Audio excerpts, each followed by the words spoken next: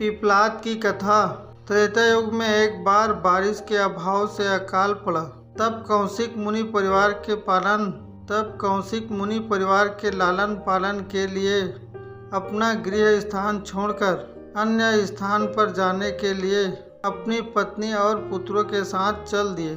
फिर भी परिवार का भरण पोषण कठिन होने पर दुखी होकर उन्होंने अपने एक पुत्र को बीच राह में ही छोड़ दिया। वह बालक भूख प्यास से रोने लगा। तभी उसने कुछ ही दूरी पर एक पीपल का वृक्ष और जल का कुंड देखा। उसने भूख शांत करने के लिए पीपल के पत्तों को खाया और कुंड का जल पीकर अपनी प्यास बुझाई। यह बालक प्रतिदिन इसी तरह पत्ते और पानी पीकर और तपस्या कर समय गुजारने लगा।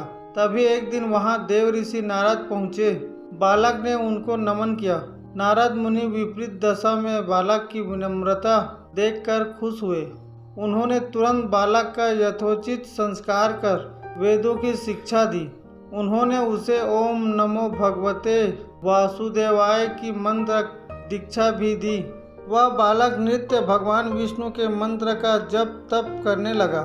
नारद मुनि उस बालक के साथ ही रहने लगे। बालक की तपस्या से भगवान विष्णु प्रसन्न हुए। भगवान विष्णु ने प्रकट होकर बालक से वर मांगने को कहा।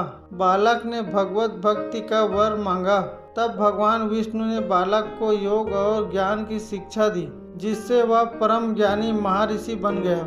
एक दिन बालक के मन में जिज्ञासा पैदा हुई। उसने नारद मुनि से पूछा कि इतनी छोटी सी उम्र में ही क्यों मेरे माता पिता से अलग होना पड़ा और क्यों मुझे इतनी पीड़ा भोगना पड़ा। आपने मुझे संस्कार दिया और एक ब्राह्मण बनाया, अतः मेरी पीड़ा का कारण भी बताए। नारद मुनि ने बालक से कहा, तुमने पीपल के पत्तों को खाकर घोर तप किया है, इसीलिए आज से तुम्हारा नाम पिपलाद रखता हूँ। जहाँ तक तुम्हारे कष्टों की बात है तो उसका कारण शनि ग्रह है, जिसके अहंकार व धीमी चाल के कारण तुम्हारे साथ ही पूरा जगत भी अकाल की पीड़ा भोग रहा है। यह सुनकर बालक बहुत क्रोधित हो गया। उसने आवेशित होकर जैसे ही आकाश में विचरण कर रहे शनि को देखा, तब शनि ग्रह बालक पिपलाद के तेजो बल से जमीन पर एक पर्वत पर गिर गया, जिससे वह अपंग हो गया। शनि की ऐसी दुर्दशा देखकर नारद मुनि खुश हुए और उन्होंने सभी देवी देवताओं के यहाँ दृश्य देखने के लिए बुलाया।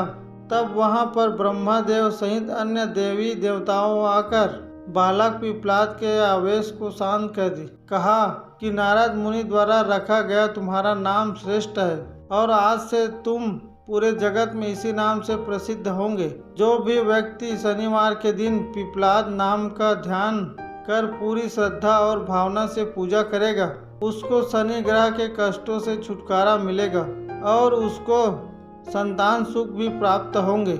ब्रह्मदेव के साथ ही पिपलाद मुनि को शनि ग्रह की शांति के लिए उसकी पूजा और व्रत का विधान बताकर कहा कि तुम धराशायी हुए शनि को अपने स्थान पर प्रतिष्ठित कर दो, क्योंकि वह निर्दोष है।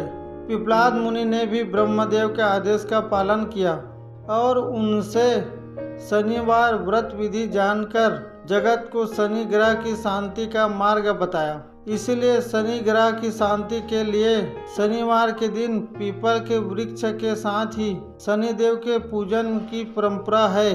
अगर आप इस वीडियो को पहली बार देख रहे हैं तो हमारे चैनल को सब्सक्राइब कीजिए। हम इसी तरह पौराणिक व शिक्षाप्रद कहानी लेकर आते हैं। धन्यवाद।